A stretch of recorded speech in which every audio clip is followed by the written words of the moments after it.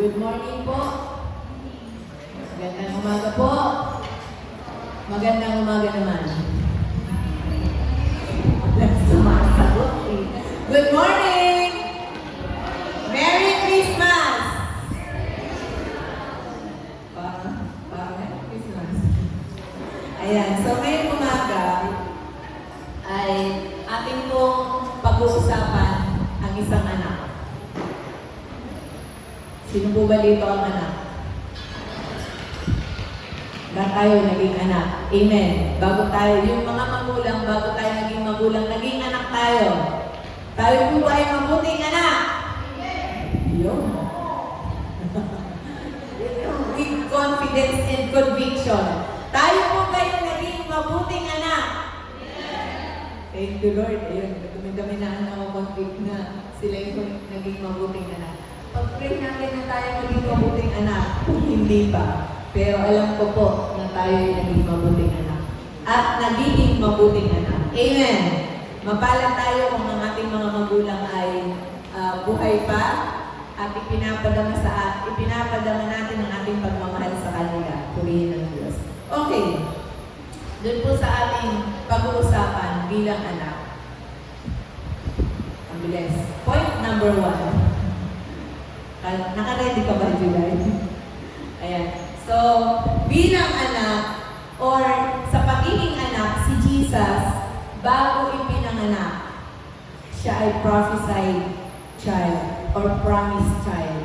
Bakit? Dun sa ating binasa sa Isaiah, na-predict doon na, or na-prophesy doon, na may ipapanganak na isang lalaki. At ang Diyos ang nagsabi nun. Ang Diyos ang nag-promise nun. May ipapanganak na isang lalaki. Before yung chapter 9, dun sa chapter 8 po, nandun yung fall ng Israel at ng Aram. So, ang Israel po ay laging may kadigmaan. At FYI, hanggang ngayon. Hanggang ngayon po, laging may kadigmaan ng Israel.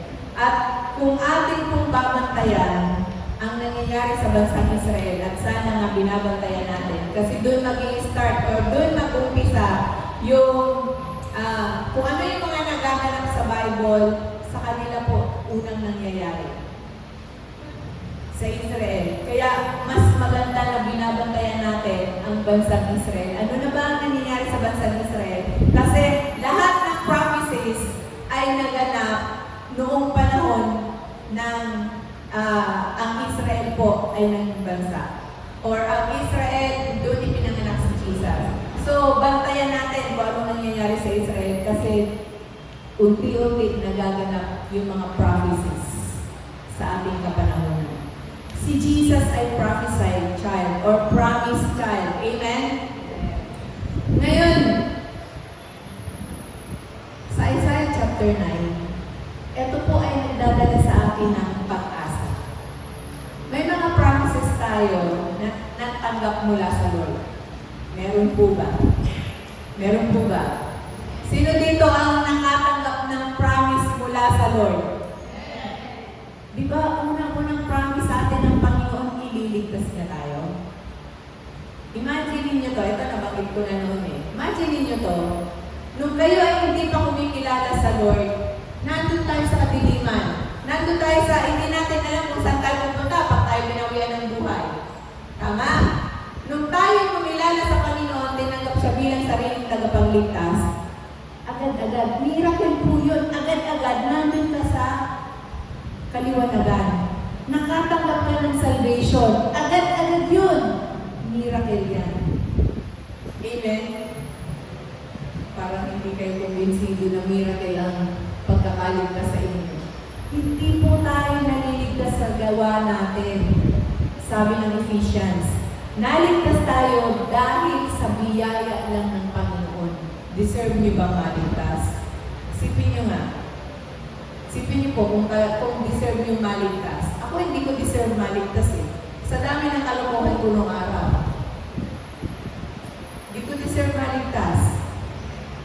Ito, lagi ko sinasabi sa aming magkakapatid, ang tawag sa akin ay black sheep. Sa aming magkakapatid, ako yung sorority. Mga kapatid ko, kahit lalaki, walang fraternity. Di ba? Pagka binumulay ko yung buhay ko, deserve ko bang maligtas? Deserve ba ni Lord mamatay para sa akin? Hello? Kaya kanina akong kinakanta natin yung natatanging kayamanan ko, ikaw ay sambahin. Ito lang yung yaman ko, Lord, sambahin ka eh. Wala naman akong yaman eh. Hindi ko naman deserve na yumaman. Ang binigay mo sa aking yaman ay sambahin ka. Yun din ba ang binigay sa inyo ng Panginoon? Sir. Yun din ba ang binigay sa inyo ng Lord? Nasambahin siya. Pag kinakanta yung awit na yun, grabe yung dating sa akin yun. Lord, deserve mo yun. Deserve mong sambahin ka. Tayo lagi natin yung sabi, deserve ko to. Ngayong Pasko, isang taon akong nagtrabaho. Nagkabonus ako, deserve ko to, Lord, na mag-travel, na mag-bakasyon. Deserve kong kumain ng masarap. Deserve kong ganito. Deserve kong ganyan. Dami natin sinasabi sa sarili natin na deserve ko. Deserve ba natin na maligtas?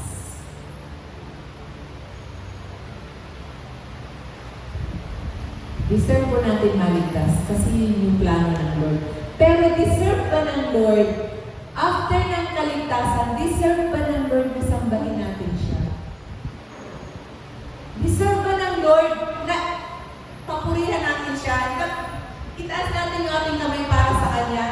Na ibigay natin yung ating lakas para sa Kanya?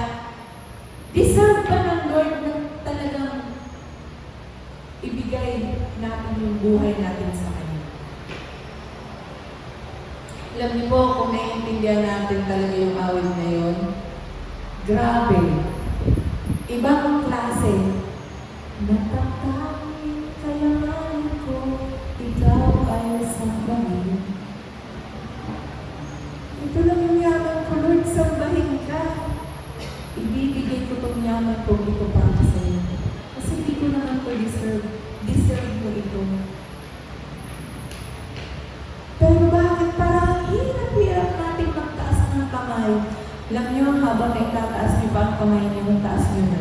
Kasi pag dumating kayo sa mga edad namin, wow, edad namin nila nanay, mahirap na. Limitado na yung mga galaw. Habang kaya pa natin ibigay yung buhay natin sa Lord, ibigay na po natin. Alam ko, merong mga tao sa atin na deserve naman talaga na di naman ipinagkakait ng Lord na tayo magpakasaya. Di naman pinagkakait ng Lord na tayo magpakasyon. Di naman pinagkakait ng Lord na tayo magpahinga. Pero, lagi natin tatandaan, bigay ng Panginoon yan, deserve natin yan dahil sa grasya ng Lord. Amen? Dahil sa grasya ng Lord. Alin ba yung mas na papakinggan sa atin? Deserve ni Lord na sambahin ka or deserve ko to Lord? Alin ang mas madalas? Alin ang mas madalas naririnig sa bibig natin? Deserve ko to Lord or deserve mo ito Lord? Napapurihan kita at sambahin ka. Sa promised child, dito sa promised child, binigyan tayo ng pag-asa. Tingnan niyo po yung verse 6 ng chapter 9 ng Isaiah. Ang sabi doon ay, dahil para sa atin may batang pinanganak, ito pinanganak kasi prophecy ito. Binigay sa atin ang isang lalaking anak. Sa balikat niya, ang pamamahala ay ipapasan at tatawagin siyang makapangyarihang tagapayo. Yun yung una, makapangyarihang tagapayo. Kung wala ka nang masulingan pa, lapit ka sa Lord. Kasi makapangyarihang tagapayo siya. Kawang sa Lord. Amen? Bukod doon, ang sabi doon, walang nakamamanghang tagapayo pala, makapangyarihang Diyos. So, pag ang Diyos ay makapangyarihan, ano pa ang hindi niya pwedeng ipangyari sa buhay natin? Meron bang parang mga imposible mangyari sa atin? Meron bang mga pangako ang Lord na parang iniisip mo parang imposible na Lord?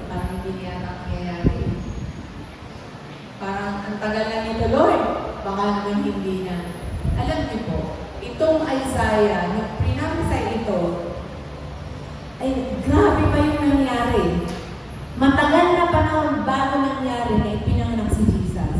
Isipin niyo doon sa genealogy ni Jesus sa Matthew chapter 1, nung binabasa ko po ito, bali 14 generation, tatlong 14 generation mula kay Abraham bago ipinanganak si Jesus. So, ilan lahat yun? 42? 42 generations bago pinanganak si Jesus. Mula nang ipinangako siya, 42 generations ang naganap bago nangyari yung promise child. Ang tanong, 42 generations na ba yung pinaghintay natin doon sa ipinangako sa atin ng Panginoon? Hindi lang yun. Yung between Old Testament and New Testament, 400 years na quiet lang ang mga propeta. Walang sinasabing 400 years bago pinanganak si Jesus. Mula nung Old Testament hanggang New Testament, silent. Walang sinasabi si Lord. Walang kahit anong paramdam. Wala. 400 years. Ilang years ka na naghihintay sa pangako ng Panginoon sa iyo?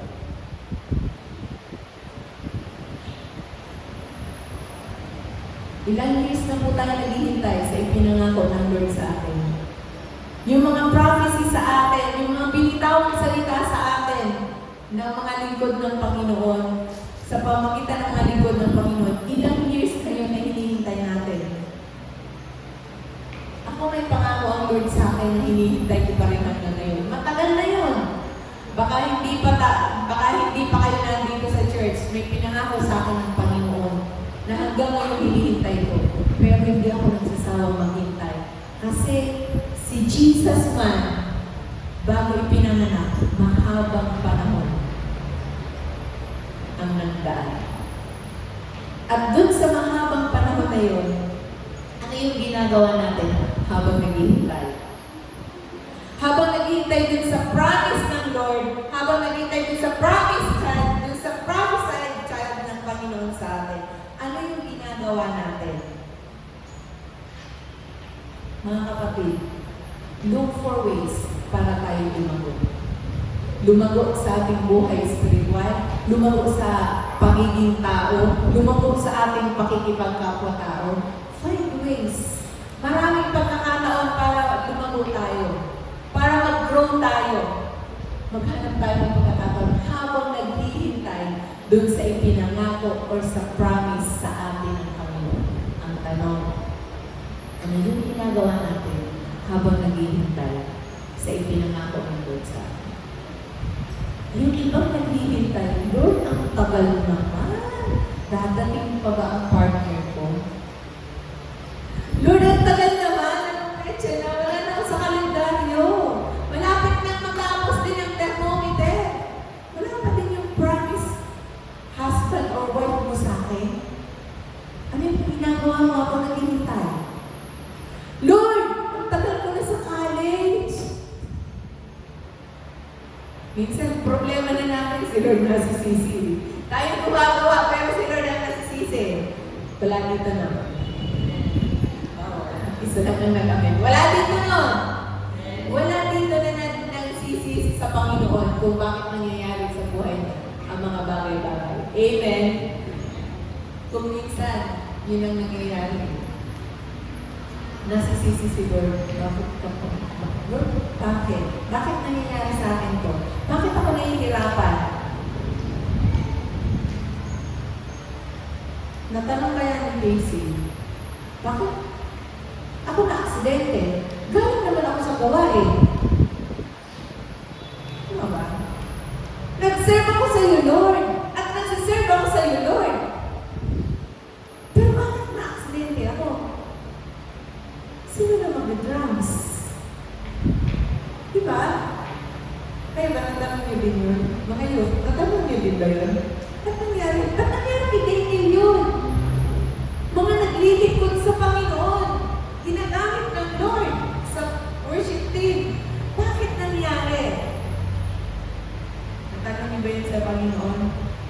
bang sinagot ng Lord sa inyo?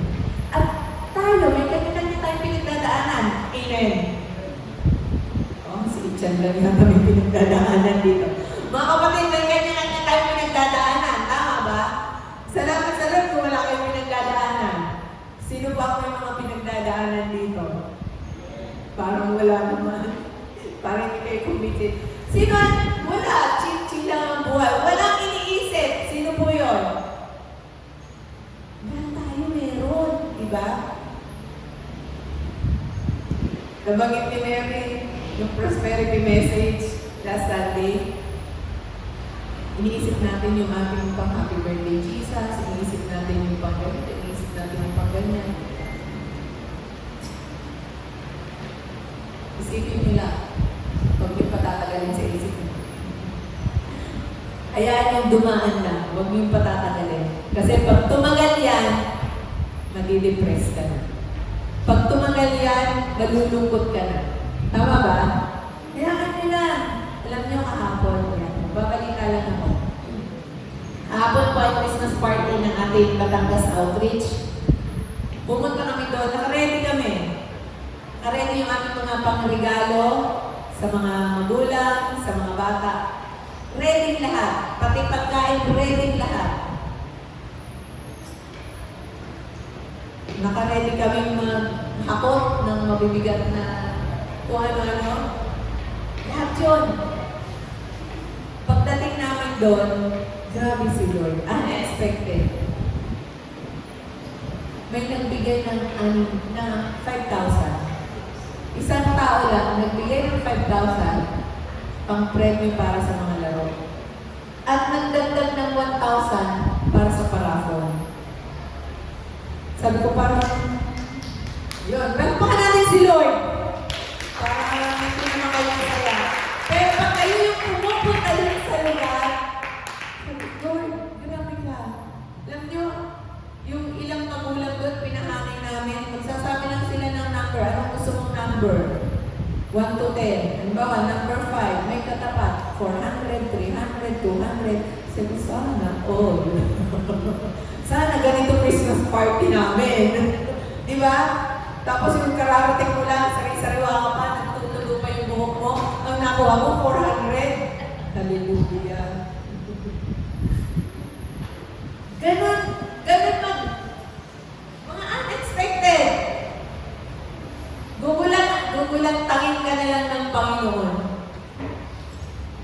Alam nyo, kahit kailan hindi nagkulang ang Lord sa atin. Kaya nga kayo ganyan eh. Kasi hindi nagkulang ang Lord sa inyo. Amen? Parang ilan lang talaga ang kumbinsido. Tingnan yung katabi mo. Hindi nagkulang ang Lord dyan. Gaganda ba yan ng ganyan? O popogi ba yan ng ganyan? Kung nagkulang ang Lord sa Kanya? Hindi, di ba?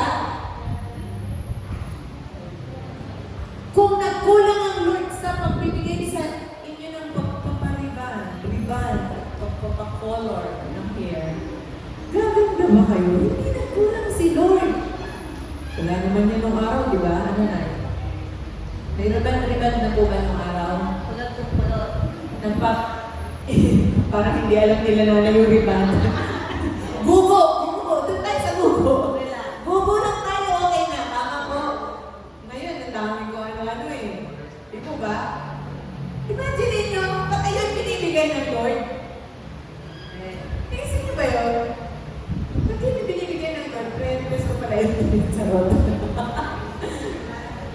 Hello, mga kapatid!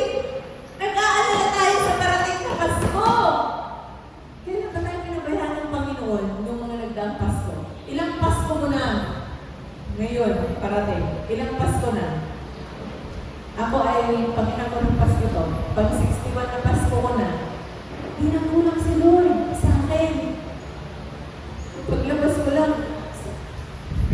Mama, saan galing damit mo? Masan galing yung stepping mo? Diyan lang. Di nagkukulang ang Panginoon. Yung katabi mo, hindi nagkulang ang Diyos dyan. Kung ano ang pinangako sa iyo ng Panginoon, ang sabi ng Lord, I will give you life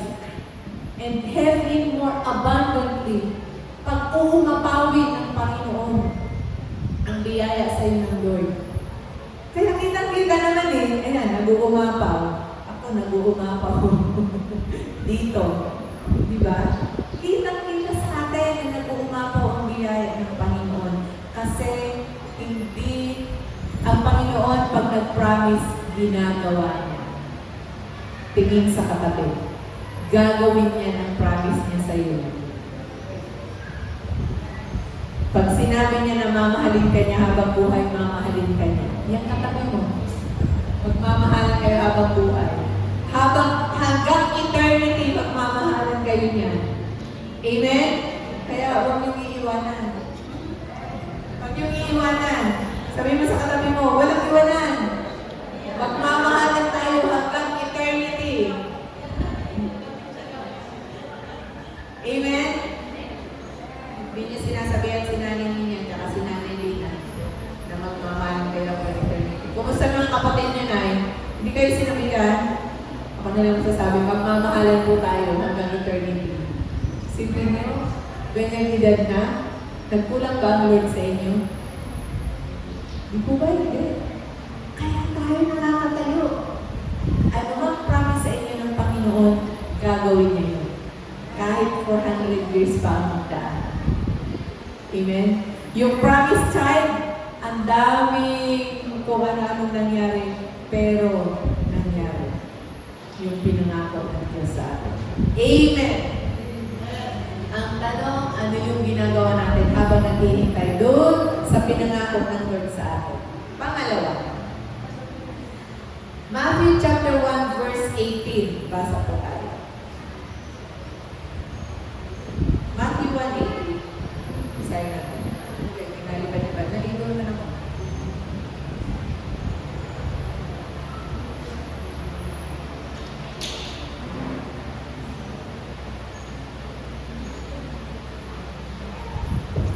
Ang sabi ko dito, Pinoy version ko ito.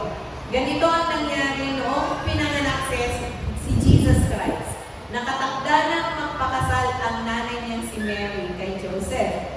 Pero bago pa sila magsama, nalamang buntis si Mary dahil sa kapangyarihan ng Holy Spirit. The unexpected child. Pag halimbawa, kayo si Joseph, sa mga lalaki, kayo si Joseph, kasintahan niyo si Mary. Lagay niyo yung sarili niyo dun sa kalalagayan ni Joseph. Kasintahan niyo si Mary. Tapos nalaman mo, buntis si Mary. Di naman kayo nagsipin. Anong gagawin mo? Anong gagawin mo pag nalaman mong buntis yung kasintahan mo? Wala naman kayong ginawa.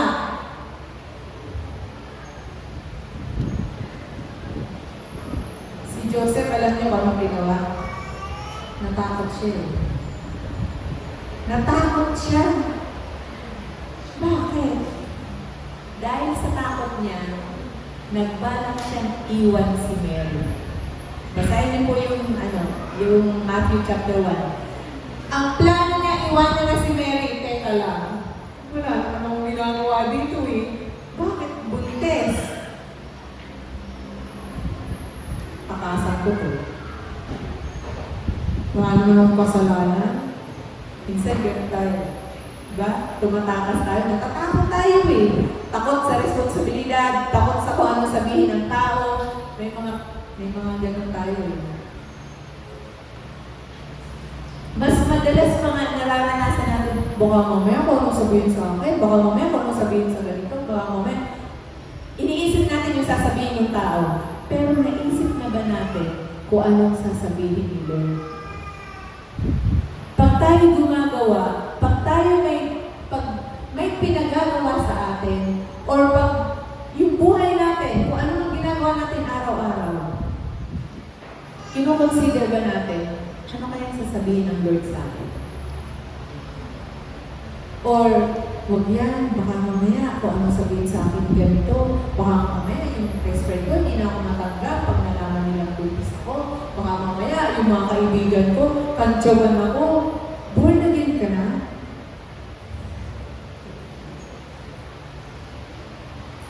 gusto malamang born again ka na, ganito yung gagawin. Naisip mo na kaagad. Advance mag-isip. Kung ano na umaandar sa isip mo, pero naisip mo ba, ano ba ang sasabihin ni Lord pag ginawa ko to? Naisip kaya ni Joseph, pag tinakasan ko si Mary, ano sasabihin sa akin ng Diyos?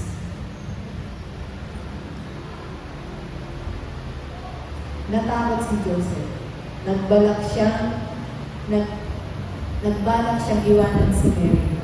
Minsan, pag tayo nasa harap, pag yung problema nasa harapan natin, dalawa lang ang mangyayari. Haharapin natin yung problema o tatakasan natin yung problema. Saan tayo doon? Araw-araw po, nararanasan natin yan. Amen? Laging araw-araw, lagi kang may pamimilian. Ito ba yung pipiliin ko? Ito ba yung pipiliin ko? Pag ito pinili ko, ganito mangyayari. Pag ito pinili ko, ito yung mangyayari. Pwedeng sabihin ni ganito na ganyan-ganyan. Pwedeng sabihin ni ganito, ganyan-ganyan. Pero, pag pinili mo yun, ano ang sasabihin ng Lord sa iyo? Sa bawat desisyon po natin gagawin, tanungin natin ang sarili natin, ano kaya ang sasabihin ni Lord sa akin? Pag inaway ko ba si ganito, ano kaya sasabihin ni Lord sa akin? Pag nagtakpo ba ako kay ganito, ano kaya ang sasabihin ni Lord sa akin? Pag chinika ko ba si ganito, ano kaya sasabihin ni Lord sa akin? Pag ginawa ko to, ano kaya sasabihin ni Lord sa akin? Madalas ang naisip po natin, baka mamaya sabihin ni ganito, ganun ako. Pero hindi natin madalas naisip kung ano yung sasabihin ni Lord sa atin. Sa bawat desisyon natin, pag namimili tayo pag Sunday, sino dito namimili pag Sunday? Lord, ito ba suot ko? Ano sasabihin mo, Lord, sa akin? Magka-crop top ba ako, Lord? Ano sasabihin mo, Lord, sa akin? Magpa-plunging, ano ba ako, Lord? Ano kaya sasabihin ni Lord sa akin? Mag-mini-skirt ba ako, Lord? Ano kaya sasabihin sa akin ni Lord sa akin? Araw-araw! Sana natatanong natin ng Lord, ano po ang sasabihin mo sa akin, Lord, pag ito ginawa ko? Pag ito yung desisyon ko, ano yung sasabihin mo, Lord, sa akin? Lord, mag-church ba ako or pupunta ako sa invitation ni ganito? Ano yung sasabihin mo sa akin, Lord? Lord, aagahan ko ba yung mag-church or tataynik na lang ako, Lord, na ito na yung bahagi? Ano kaya sasabihin ni Lord sa akin? Dami, no? Dami pwedeng itanong. Diba? Umaga pa lang yun ang linggo. Paano kaya yung hapon pa? Attend ba ako ng ng TMA o NCBTC? Ano kaya sasabihin ni Lord sa akin? By the way, Christmas party po mamaya ng TMA at ng NCBTC sa lahat ng isigante. Araw-araw tayo naharap sa desisyon. Sana sa bawat desisyon natin gagawin, itanong natin, ano ba ang sasabihin mo, Lord, sa akin pag ito ang ginawa ko? Amen! Lord, magsiselfone ba ako habang nag-church? Ano kaya sasabihin sa akin ni Lord? O yan, di na patingin kayo sa akin. Ang bilis niya naman pala kunin ng atensyon. Diba? Ano yung sinasabi ni Lord sa akin? Huwag kayo mag-alala, minsan nagagawa ko din yan. Nakikipag-meeting habang nag-church. Okay lang yan. Kung natatandaan niyo naman yung mensahe, walang problema. Ang problema kung minsan, paglabas natin, anong mensahe? Ewan ko. Pero yung kausap mo sa cellphone, tanda mo yun. Tama? Tama, diba? Yung kung ano yung nabasa mo, nare-retain yun. Pero yung mensahe, ano nga ba yung mensahe? Ano nga yung sinabi? Hindi mawala sa isip ko yung mensahe ni Pastor na ang lakas ng loob mo. Ewan ko kung natatanda niya. Ang lakas ng loob mo gawin niya. Ang lakas ng loob mong umabsent. Ang lakas ng loob mong umanon. Ang lakas ng loob mo. Di ba wala sa utak ko yun? Hindi ko alam mo bakit. Siguro dahil sa akin yun. Hindi pala siguro. Dahil sa akin yun. Amen. May unexpected na nangyayari sa buhay natin. Katulad na nangyayari kay Jesus. Unexpected child siya. Na, unexpected, nila Mary pala. Nila Mary at Joseph. Nagulat sila, nagulanta. Pag may nangyayaring mga ganun sa buhay natin, katulad ba tayo ni Mary na tinatanggap ang pangyayari? O katulad tayo ni Joseph na tumatakas sa pangyayari? Alin tayo nun? Tinatanggap yung pangyayari o tumatakas sa pangyayari? Nagmamanifest ba sa atin ang bunga ng Espiritu Santo pag nandun na tayo sa mga unexpected na pangyayari sa buhay natin? Pag tayo nahihirapan na, pag tayo nasasaktan na, yung bunga ng Espiritu Santo ba ay lumalabas sa atin o nalalaglag yung bunga? Kasi naman, agad-agad, chinichika ako. Nakakabigil. So, chat ko nga siya. PM ko nga siya. Minsan kung ano mga nangyayari sa buhay natin, nalalaglag yung bunga ng Espiritu. Ano ba yung mga bunga ng Espiritu? Ayon sa Galatians chapter 5, verse 22. Ang bunga ng Espiritu ay pagmamahal. Pag tayo ba'y sinisiraan, mahal pa natin yung nanira sa atin. Pag tayo ba'y inaaway, mahal pa natin yung naaway sa atin. Pag tayo ba'y laging inuutusan ng boss natin, mahal pa natin yung boss natin. Wala akong siguro. Doon sa mga may boss. Ano yung nagmamanifest ba?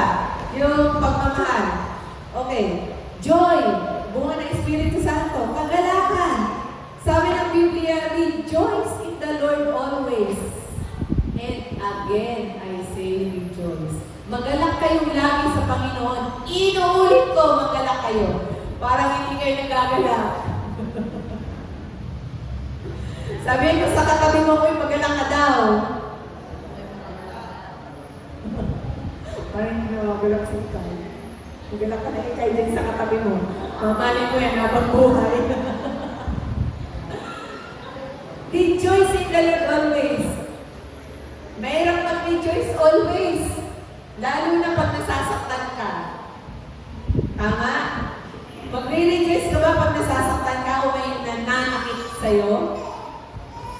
Hello! Sabi ko nga sa inyo, ugali ko talagang gumante. Na gumagante ako kahit sa pamanong paraan. 4 ang kapatid kong lalaki, hindi mo kaya kantihan ng harapan, malalaki. Hinihintay kong matulog para makagante. Diba? Huwag niyong gagawin yun, na-share ko lang. SKL. Okay, so, lumalabas ba yung bunga? Sabi ko ng kay Pastor, parang may mali din sa Philippians 4:4. Yung rejoice in the Lord always, and again I say rejoice. So, kung parang mga ka-plastical nyo, kaaway nyo lang, tapos, babatiin mo. Tapos, magre-rejoice ka. Katatapos mo lang pag-away sa asawa mo, linggo-linggo, umaga, bago kayo mag-church. Madalas nangyayari sa mga mag-asawa, kung kailan linggo, buti na rin si Aydre, walang problema. Mapalat ka doon sa bagay ngayon. Di ba? May mga layunin talaga ang sa buhay natin. Di ba kung kailan linggo, saka magpapasaway yung anak mo. Kung kailan paalis na kayo, kung may baby ka, saka dudumi.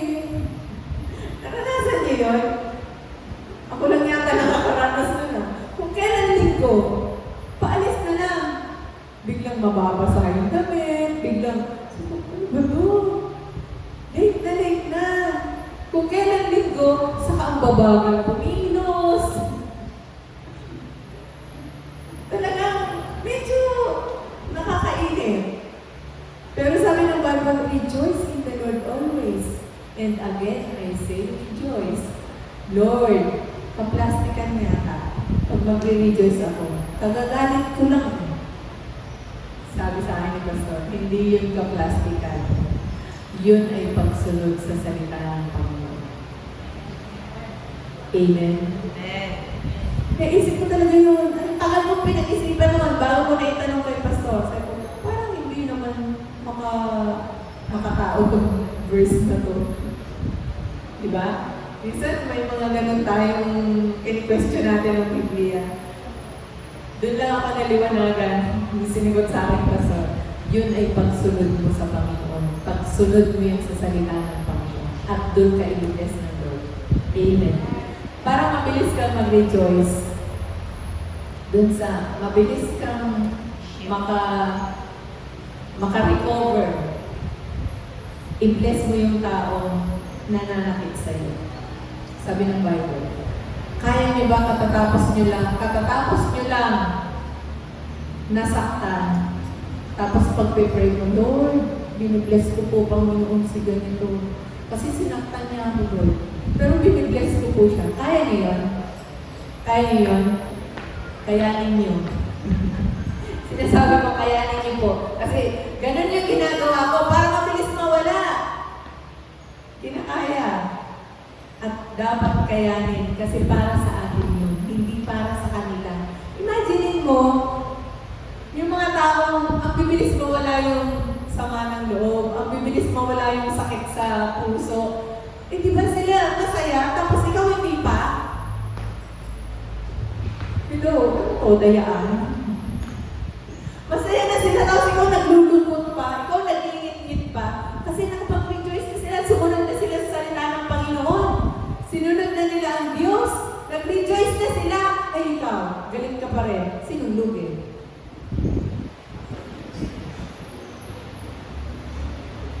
Hinaharbor mo pa yung pain. Samantalang, pwede namang hindi. Amen?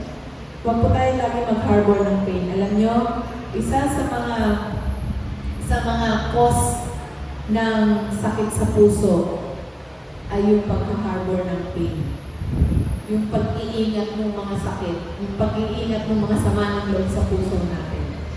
Nakaka-stress yun. Huwag tayo may stress. Kaya, feel good lang. Amen? Bigay natin sila sa Panginoon. Kasi baka mamaya may pinagdadaanan niya. Kaya ganyan. Amen! Ano pa? Yung buwan ng Espiritu Santo, kapayapaan. Kahit nagkakagulo na ang mundo, kahit ang haba-haba ng traffic sa Santa Cruz, huwag ka nang sumama dun sa mga nagre-reklamo. Please. Wala naman nangyayari. Kahit magreklamo tayo. May nangyayari ba? Pag nagre-reklamo tayo, ano yan? Trap mo no? May nangyayari. Wala naman, di ba? So, huwag ka nang makisali. Tatanda ka lang. Dadami ang yung uban. Amen. Chill-chill lang tayo. At ang bunga ng Espiritu Santo ay nagtsatsaga. Tingin sa katabi. Huwag mong sabihin pinagtsatsagaan mo siya.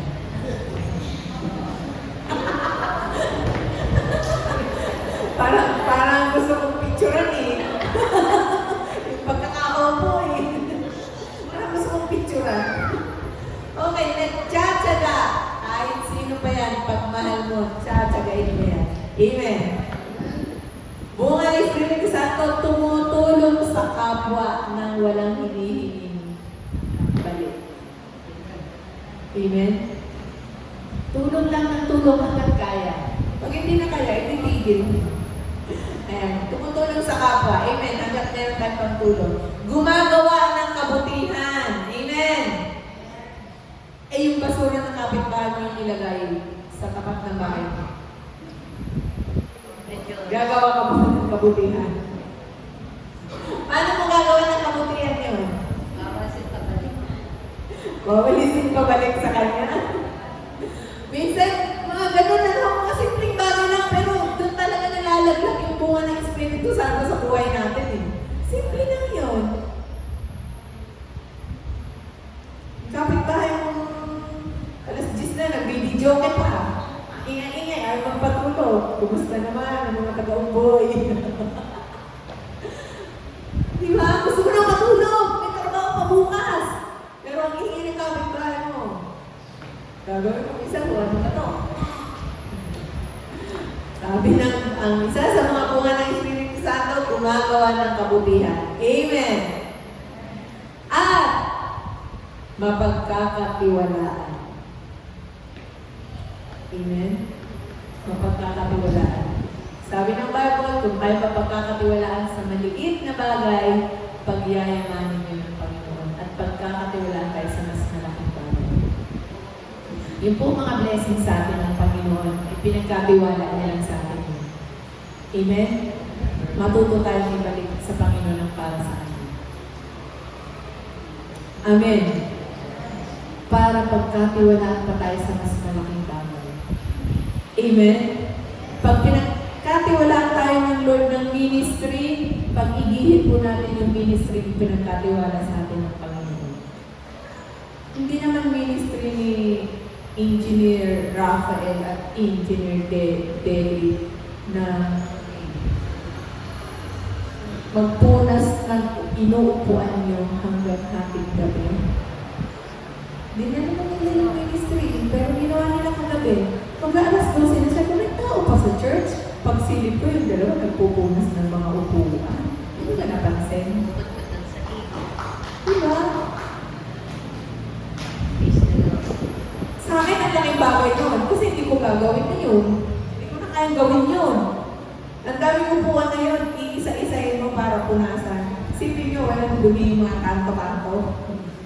Hirap nun. Mga lisensyado po yan! Mga kapatid! Tayo nga, wala ka pang lisensya. Lisensya lang natin eh kung lisensya natin. Baka pang-engineer lang yung trabaho. Mga lisensyado, nag-uungas ng pinggan.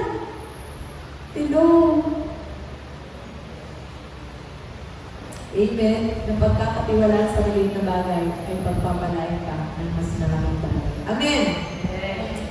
At nagpapakumbaba.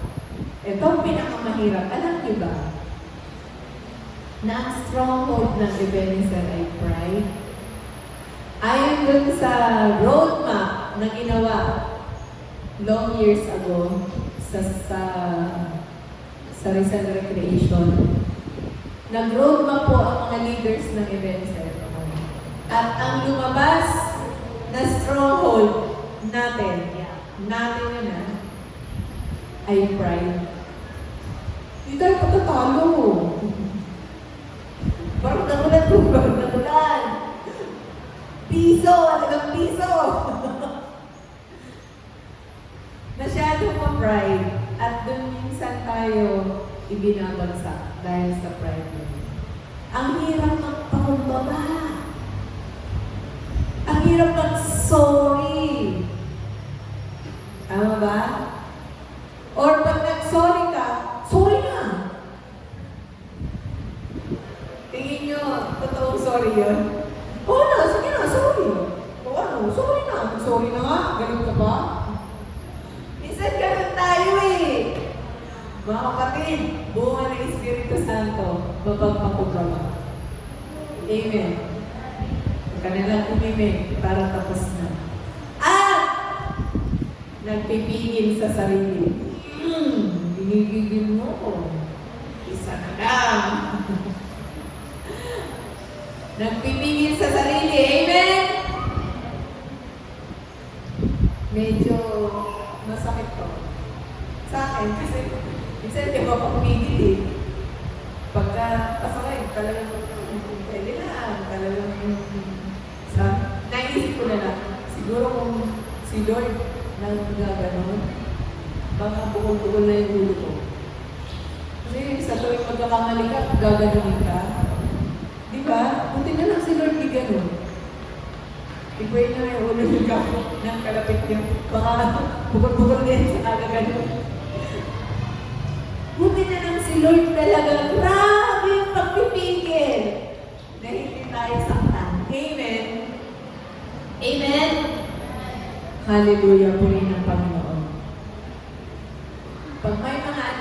unexpected sitwasyon sa buhay natin, lumalabas ba yung bunga ng Espiritu Santo? Sana lumalabas. Amen? Pag-pray natin na lumabas at hindi malaglag. So, dalawa lang yun.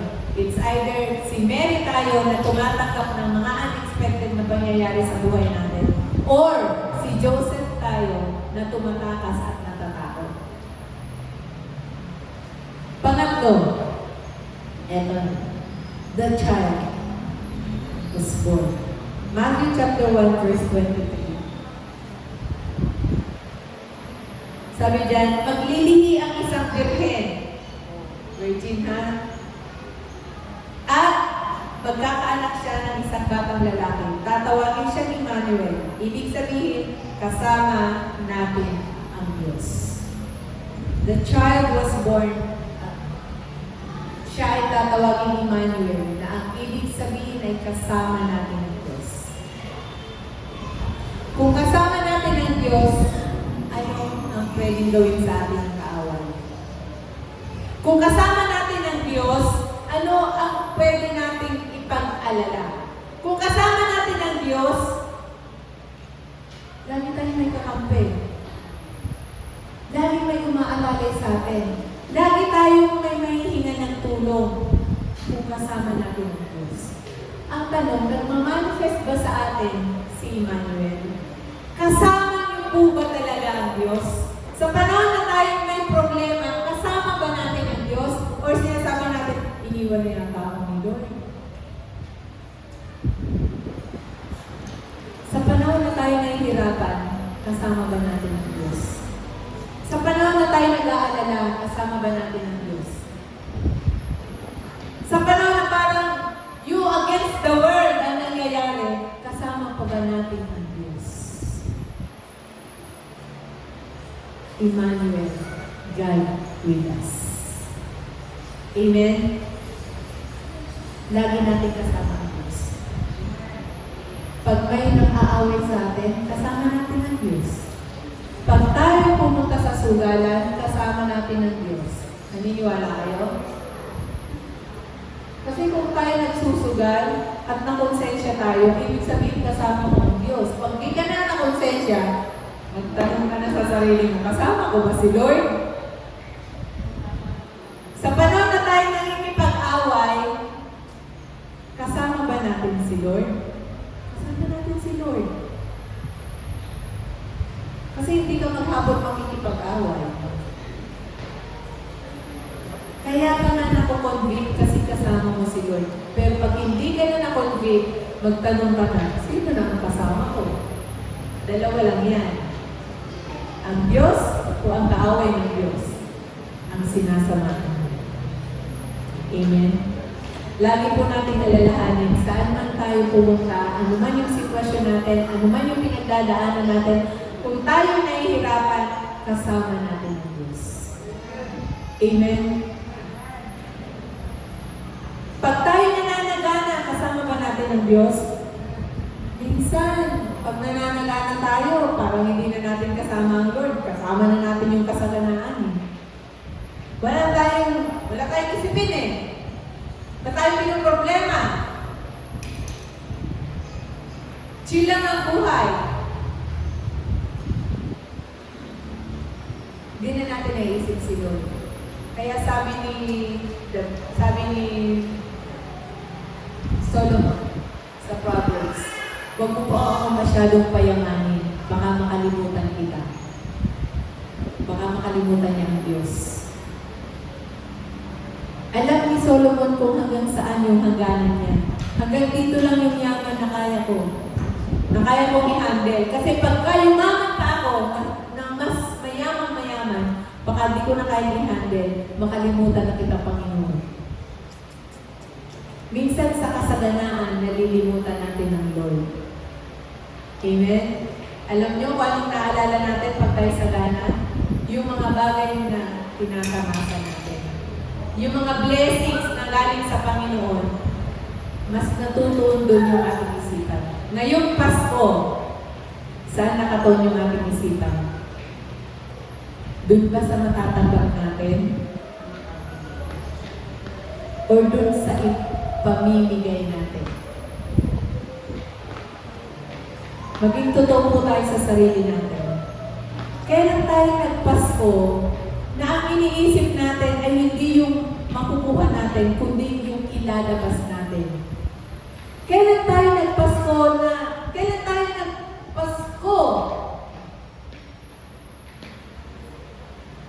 na gumawa tayo ng extra mile? Lord, eto yung pamasko ko sa iyo. Ibibigay ko yung buhay ko sa iyo, buong buo. Lord, ito yung pamasko ko sa iyo. Mag-extra mile ako ng pagpili ko na happy birthday, Jesus. Kasi birthday mo, hindi ko birthday. Ba't ako nag-expect ng regalo pag Pasko? Ba't tayo naghahanap ng regalo sa mga ninong at ninang natin? Sana all, may ninong at ninang. Wala kasi ako. Ba't tayo nag-expect ng regalo? Birthday mo? Birthday mo ba pag Pasko? Birthday ni Jesus, mga kapatid. Amen? Hindi na tayo maka-amen. Mga kapatid, birthday ko ni Jesus. Gawa tayo ng extra mile. Hindi natin birthday yon. Mag-celebrate tayo. I-celebrate natin yung birthday ni Jesus. Kasi si Jesus na ipinanganak ay tinawag na Emmanuel na ang ibig sabihin, God with us. Kahit anong mangyari sa buhay natin, kasama natin ang Diyos. Kahit pasaganain natin ang Panginoon, isipin natin na yung kasaganaan na yan ay galing sa Panginoon. Kahit tayo'y nakakaranas ng nahirapan, nakakaranas ng mga sakit, nakakaranas ng kung ano man, kasama natin ang Diyos. Isipin niyo po, bakit kaya pinahintulutan pa ng Diyos na maging tao si Jesus? Pwede namang hindi, di ba? Bakit? Bakit naging tao ka? Bakit naging flesh? Eh, ang flesh nasasaktan. Ang flesh nagdadamdam. Bakit? Natanong nyo na? Alam niyo po kung bakit? Sikreto lang po. Kasi gustong maranasan, gustong ipaalam sa atin ng Diyos na kung anong nararanasan natin bilang flesh, alam ng Diyos ang pakiramdam. Minsan kasi sinasabi natin na, Lord, hindi mo naman yata ako mahal eh, hindi ko naman nararamdaman. Lord, ganito, nasasaktan ako, nasan ka? Lord, inaapi ako, saan ka Panginoon? Hindi mo naman yata ako kinakapihan. Lord, hindi mo naman yata ako mahal. Lord, di mo naman nararamdaman yung nararamdaman ko. Kaya naging tao ang Diyos sa katawan ni Jesus para malaman mo na kung anong nararamdaman niyo, naramdaman ni Jesus. At higit pa doon hanggang kamatayan. Amen. Sasabihin natin, ang sakit ng ginawa sa akin. Mas masakit pa ba yan sa pagpapapato sa krus? Ang sakit nung sinabi sa akin, hindi ko makakalimutan yun habang buhay. Mas masakit pa ba yan sa tinanggap na salita ni Jesus habang siya'y nakapako sa krus? Alin ang mas masakit? Ginawa ni Jesus yun para tayo maligtas. Para isabihin sa atin, kasama niyo ako lagi. Hindi ko kayo iniiwan kahit anong sitwasyon ng buhay mo. Hindi ko kayo iniiwan. Kaya deserve na si Jesus ay papurihan. Amen? Deserve na si Jesus ay sambahin. Deserve na si Jesus ay pasalamatan. Deserve niya lahat yung ating pagsamba. Masasabi ba natin na, Lord, natatanging kayamanan ko, ikaw ay sambahin. Yaman natin yun. Yaman natin na sambahin si Lord. Yun lang. Wala tayong pwede ipagmalaking yaman sa Panginoon kasi pag-aari niya ang lahat. Yaman natin na sambahin si Lord. Ngayong umaga, ipakita natin yung ating yaman. Amen? Ipakita natin sa Lord, paano ko ba siya sasambahin? Ito lang yung yaman ko. Gusto kong ipadama sa iyo, Panginoon, yung yamang ibibigay mo sa akin, ang sambahin ka at papurihan ka. Tayong lalay ko na. Hallelujah.